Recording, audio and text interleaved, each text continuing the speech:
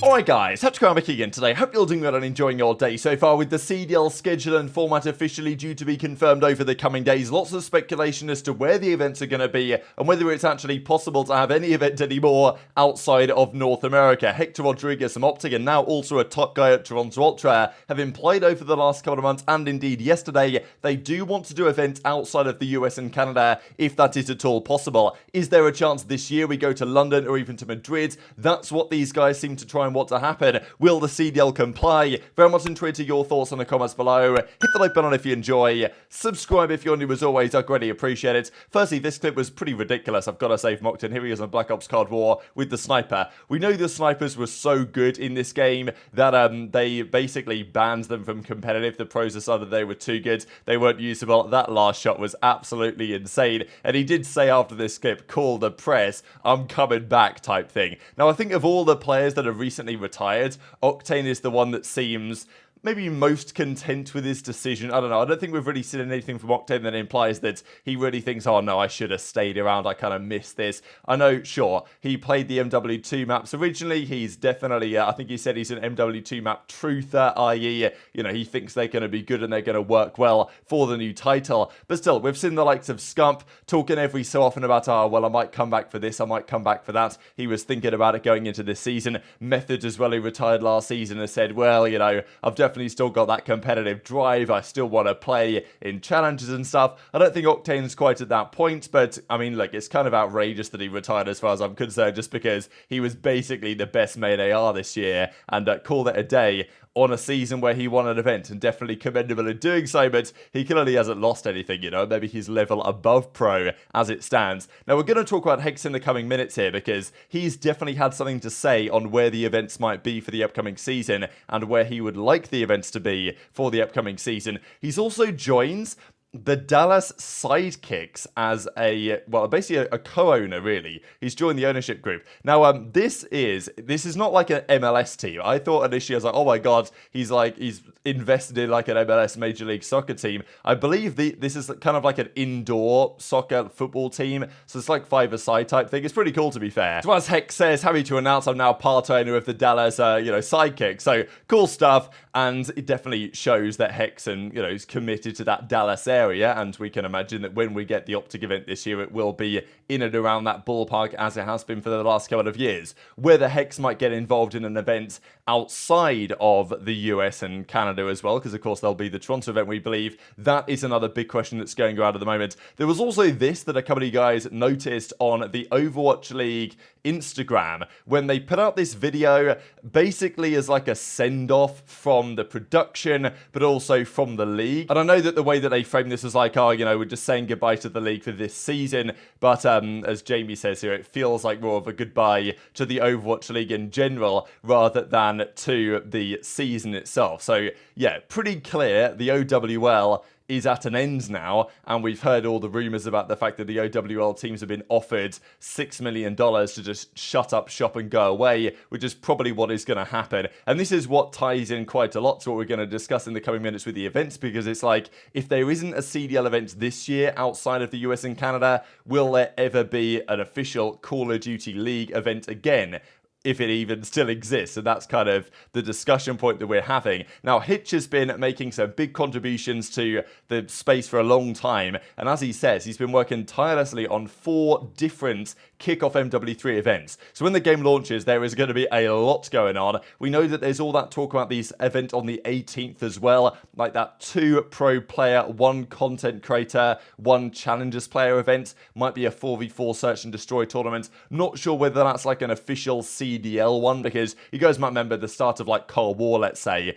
They did 5 or 6 tournaments that were kind of like put on by the CDL, but they were hosted by certain teams. Okay, they were all online, and they were all quirky in their own different ways. And okay, it's kind of fun to watch. It's not quite the same as when you get the proper teams playing in the proper tournaments, but we'll get that in due course. Hitch is trying his best to make some of this stuff happen. 4 different kickoff events when the game launches, one of them being the most ambitious thing I've ever put together. So yeah, buzz in to find out what that might potentially be. But the new season is starting soon, and there are are plenty of hosts for events over the last year or so that we are probably going to get back. Now, we've talked about many of the hosts we would like to get. I'd love to have a New York event again. That doesn't look like it's going to happen for the upcoming season. There's also nothing really in the Midwest or even on the West Coast this time around, which, okay, for European time zones, that's pretty favorable. But obviously, for people in those regions, especially people from like Atlanta, they're thinking, you know, come on, how can we not get an event? There's all these East Coast events, and yet the only thing Atlanta ever did was they put on a home series back in 2020,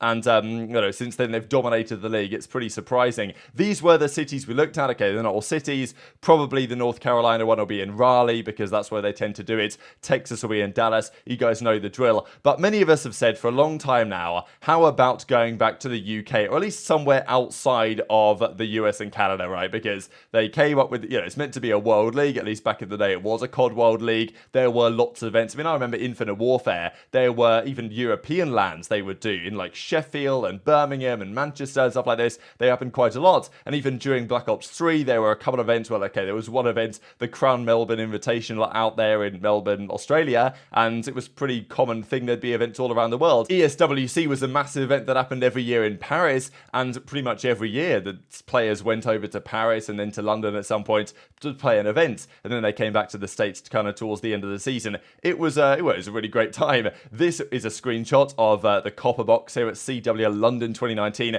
I mean, look how good this looks, man. We've got 100 Thieves, we've got OpTic Gaming, pre-franchising, of course, so it's not LA Thieves and OpTic Texas. We've got the teams on the left, of course, MLG Production, and then in the middle we got the ICR, right? I mean, it's just absolutely sensational. Here on what looks like Gridlock Control back in Black Ops 4, could be Search and Destroy, I guess, but I think that's the live count there, possibly. Could be Search, I can't really see the bomb sites. But this to attend was absolutely legendary, no doubt, and loads of people want to go back to London. Now, let's be honest, there was an event in London this year, the World Series of Warzone Finals they did a couple of months back, and sure, that was fine, but from a competitive perspective, it's not quite the same. It's also not quite the same to watch as well, just because, you know, look, when you're looking at the CDL, you've got two teams. You know what's going on. One team's going to win, one team's going to lose. When you're dropping into a Warzone map with 150 players and like 50 teams, your favourite team might be eliminated and you don't see any of the action, which is just, you know, the way that it works in the Battle Royale side, but it's not quite the same on a viewing experience in a crowd as it might well be otherwise. So we've wondered for some time, are we going to go back to London? The frustrating thing is, people are looking at this and they're saying a North Carolina event, and they're thinking, well, hang on a second,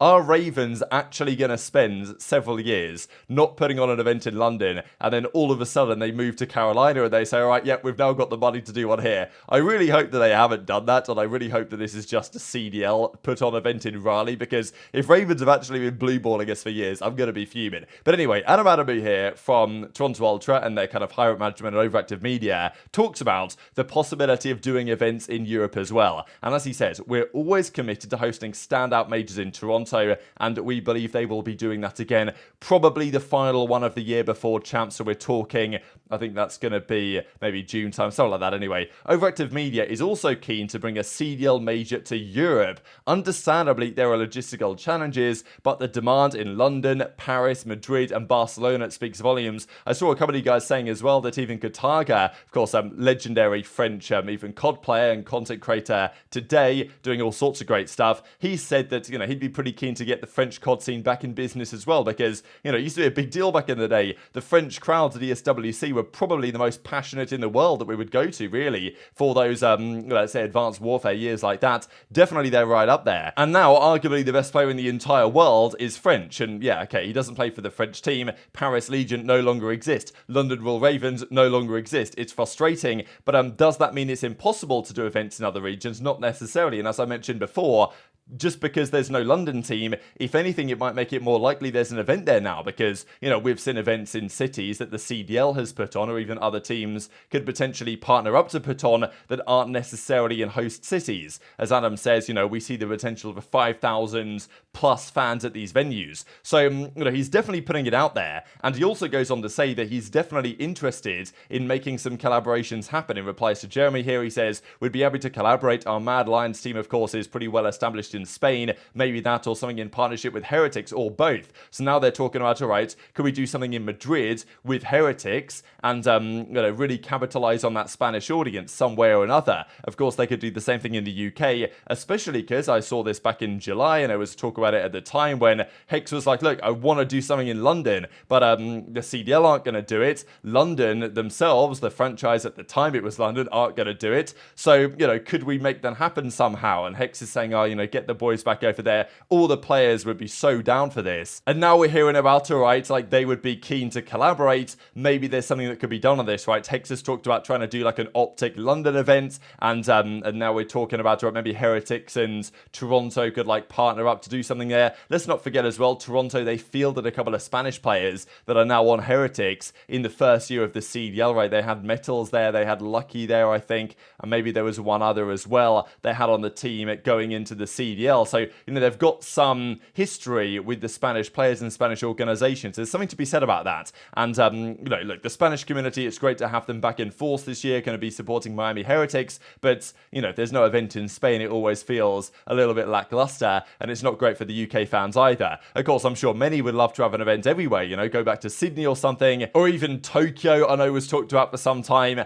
and maybe that will happen at some point again in the future, but it doesn't seem likely while the CDL is still around. And this is the predicament I have with this is, okay, Adam is mentioning this now, and we now hear about HECZ, of course, a couple of months ago, but the number of majors for this year seems to have been locked in, right? And we talked about it. There's going to be 4 majors plus champs. I don't know if that format is going to change last minute, if they can somehow come up with some sort of partnership to do an event again in London or in Madrid or something like that. I think I agree here with Brody that says like a Miami Heretics Ultra partnership seems likely because it seems to make sense for both parties and it would be great for the Spanish scene. So maybe that could happen. Now, of course, as he says, bring a CDL major. So he's not saying like just some COD event. He is saying a CDL major.